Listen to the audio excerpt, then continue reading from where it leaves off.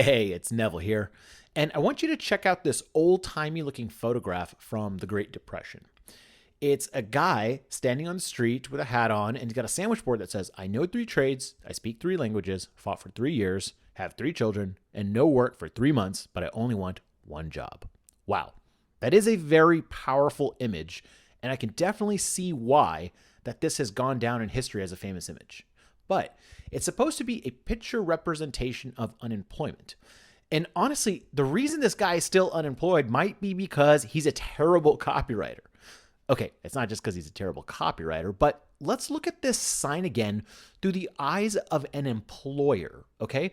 Let's say someone who has a business and needs some help. They're looking at this guy on the street.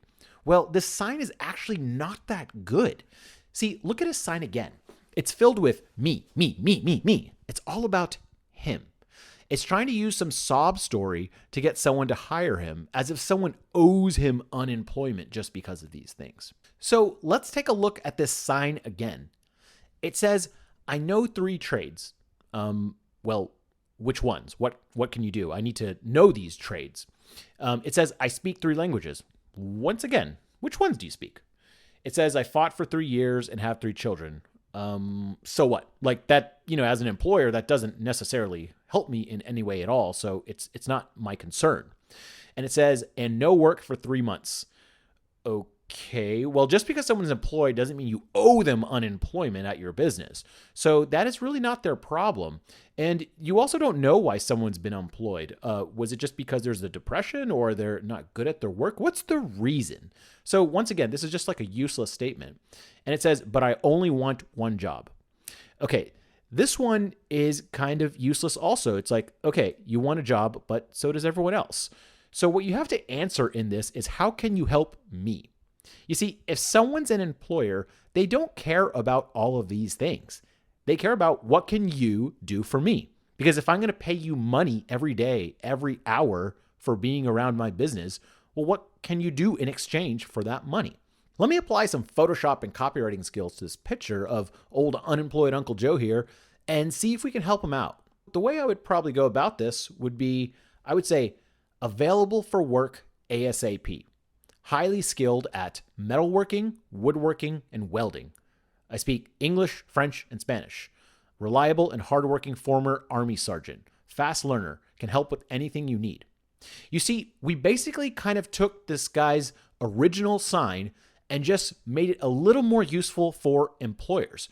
We didn't change much up, but we're not using a sob story or anything to get hired. We're showing our actual skills and what we can do for an employer right away so they can start paying us money. So instead of saying, I know 3 trades, we listed out those 3 trades: metalworking, woodworking, welding. So someone that needs this kind of help can instantly see this guy on the street and say, hey, you, I need you right now.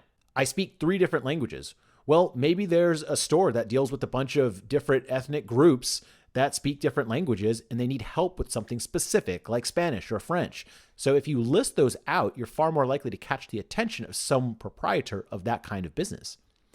And then instead of saying, have 3 children and no work for 3 months, we said, reliable and hardworking former Army sergeant.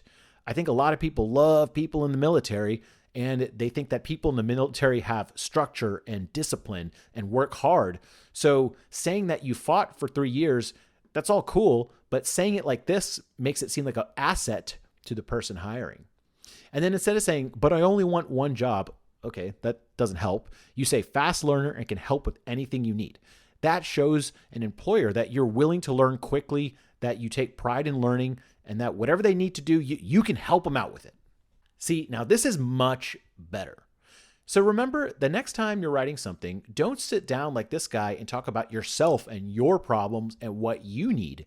Instead, focus on what someone else needs.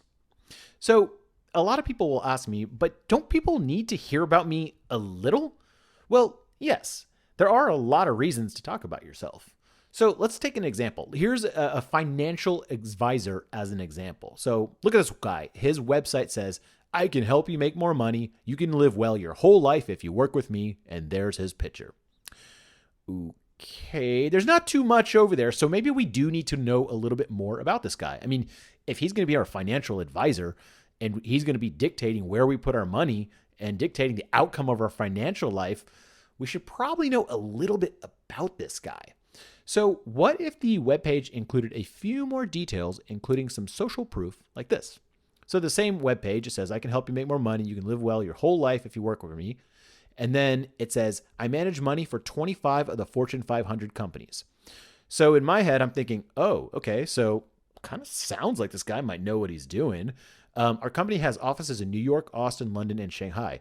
Okay, I learned a little something else about him and the company, that they have a lot of offices, so they're probably kind of big. It says, we have increased assets by 12% every year since 1980. Well, that's a good result. That's good to know about them. Every client who has stuck with us for more than 5 years has increased their asset value by 12% compounded. Well, that's another pretty awesome result. And then it has some pictures of big banks above him, Goldman Sachs, Bank of America, Wells Fargo, that kind of adds some social proof. A few things about the person or company help make you think this might be more legit. So people do want to hear about you, but mainly because they want to know that working with you is good for them. So the next time you're writing copy, focus on how you can help the other person, and you'll get a much better response. I hope this helps. My name is Neville Medora from copywritingcourse.com. I will talk to you later.